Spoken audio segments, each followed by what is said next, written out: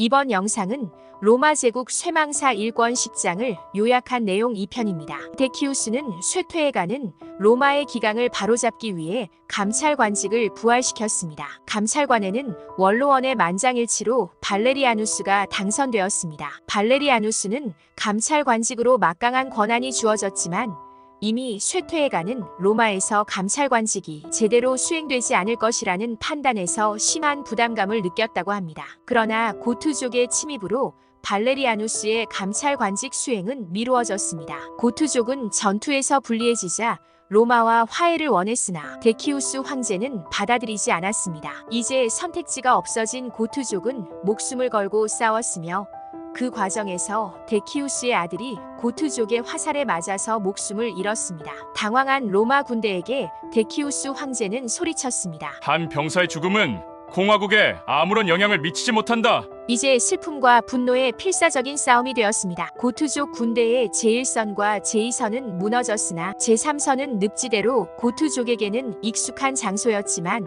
로마군에게는 불리한 상황이었습니다. 결국 로마군은 참패를 당했으며 데키우스는 전투에서 최후를 맞았고 그의 시신은 찾을 수조차 없었다고 합니다. 그의 나이 50세였습니다. 그는 전시에서든 평화시에서든 훌륭한 본보기에 견줄 만한 인물로 평가받고 있습니다. 원로원 출신의 데키우스 황제가 장렬한 죽음을 맞이해서인지 제위계승권에서 주도적인 압력을 행사했던 군단이 이번에는 제위를 결정하는데 원로원의 의견을 따르겠다고 했습니다. 원로원은 데키우스의 아들 호스틸리아누스와 갈루스를 공동 황제로 승인했습니다. 황제가 해야 할 시급한 책무는 일리리쿰 속주들을 고투족의 압박으로부터 구해내는 일이었습니다. 그러나 갈루스는 쉬운 방법을 선택했습니다. 그는 고투족의 귀향을 위해 편의를 제공했음은 물론 전리품과 수많은 포로들까지 포기했습니다. 또한 고투족이 로마 영토를 침범하지 않는다는 조건으로 해마다 거액의 금품을 지불하겠다는 약속까지 해버린 것입니다. 로마는 속국의 궁핍함을 해결해주기 위해 하사품을 내리는 경우는 있었지만 적국에 공납금을 바치는 것은 국민들에게 수치로 여겨졌습니다. 이런 이유로 갈루스는 국민들로부터 경멸과 혐오의 대상이 되었습니다. 설상가상으로 공동 황제로 있었던 호스틸리아누스가 죽은 것도 전염병 때문이 아니라 갈루스의 범행일 수도 있다는 의심을 받았습니다. 로마인들은 자신들의 명예를 희생시켰음에도 속주 일리리쿰의 평화가 보장되지 않았다는 사실을 알고 더욱 분노했습니다. 야만족들은 고투족의 승리에 고무되어 속주들을 약탈하고 있었고 로마는 무기력하게 당하고 있는 것으로 보였습니다. 이때 판노니아와 모에시아의 총독인 아이밀리아누스가 군대를 재정비하여 야만족들을 쫓아내고 고투족에게 주려고 모아두었던 공납금을 병사들에게 상여금으로 나누어 줌으로써 병사들의 지지를 얻어 황제로 추대되었습니다. 환락에 빠져 살던 갈루스는 반란이 일어난 것을 알고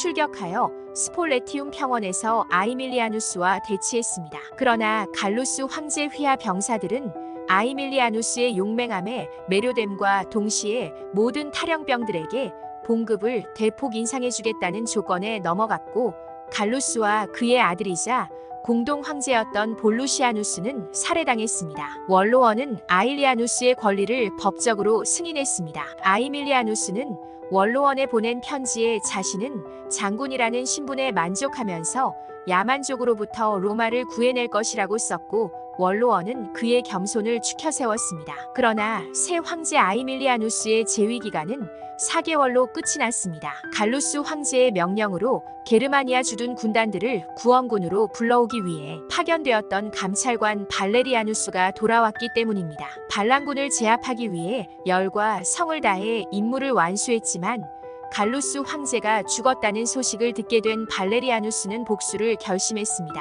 아이밀리아누스는 갈루스 황제와 대치했던 스폴레티움 평원에서 이번에는 발레리아누스와 대치했습니다. 발레리아누스의 인격과 군대의 크기에 위압감을 느낀 아이밀리아누스의 군대는 얼마 전에 자신들이 선택한 황제를 자신들의 손으로 살해했고 반면에 발레리아누스는 주군의 복수를 한 인물로 인정받아 떳떳하게 황제가 될 수 있었습니다. 발레리아누스가 전폭적인 지지로 황제가 되었을 때의 나이가 60세였습니다. 그는 국가의 고위직들을 역임하였으며 귀족 출신이면서도 온후하고 흠잡을 데 없는 인물로 평가되고 있습니다. 그러나 그는 이미 노년기에 접어들었고 예전의 총명함이나 활력은 찾아보기 힘들었습니다. 당시에는 로마가 야만족들의 침입을 받고 있는 상태였기 때문에 군주보다 장군을 필요로 하는 시기였습니다. 그는 젊고 활동적인 공동 황제와 황제의 권한을 분담하기로 약속했는데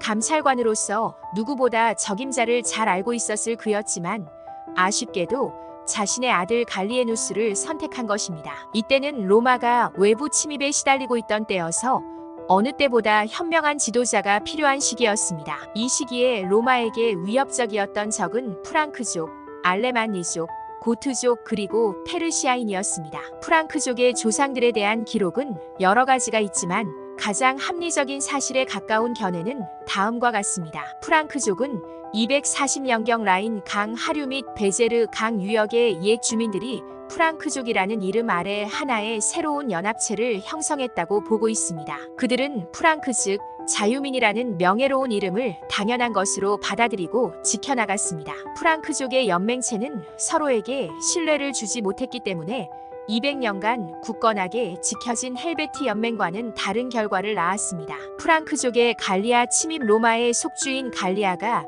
대담한 용맹을 지닌 하게르마니아에 가공할 만한 위협을 받게 되자 발레리아누스의 아들이면서 공동 황제인 갈리에누스의 출정이 요구되었습니다. 갈리에누스 황제와 그의 어린 아들 살로니누스가 트레부 궁정에 머무르는 동안 포스투무스 장군이 황제의 군대를 훌륭하게 지휘하였습니다. 포스투무스는 게르만족의 정복자나 갈리아의 구원자로 평가받을 정도로 전쟁에서 명성이 높았다고 합니다. 프랑크족의 에스파냐 약탈, 자연에 의한 방벽이 되었던 라인강이나 피레네 산맥조차도 프랑크족의 침입에는 당해낼 수 없었습니다. 에스파냐는 프랑크족에 의해 행해진 갈리에누스 황제 치세의 12년 동안의 전투로 인해 수도 타라고나가 완전히 파괴되었습니다. 더 이상 약탈할 것이 없게 되자 프랑크족은 에스파냐의 몇몇 항구에서 선박들을 빼앗아 마우리타니아로 갔습니다. 아프리카 대륙의 마우리타니아에서는 처음 본 야만족인 프랑크족들의 광포함에 경악했다고 합니다. 10장 2편에서는 고트족과의 전투에서 데키우스 황제가 전사하였고 갈루스, 아이밀리아누스, 발레리아누스가 뒤를 이어 황제가 되었습니다. 약 5년 동안 4번의 제위가 바뀔 정도로 로마의 위기를 느낄 수 있었습니다. 또한 끊임없는 속주들의 반란과 침입, 그로 인한 전투로 로마는 점점 힘을 잃어가고 있었습니다. 이상 로마 제국 쇠망사 1권 10장을 요약한 내용 2편이었습니다.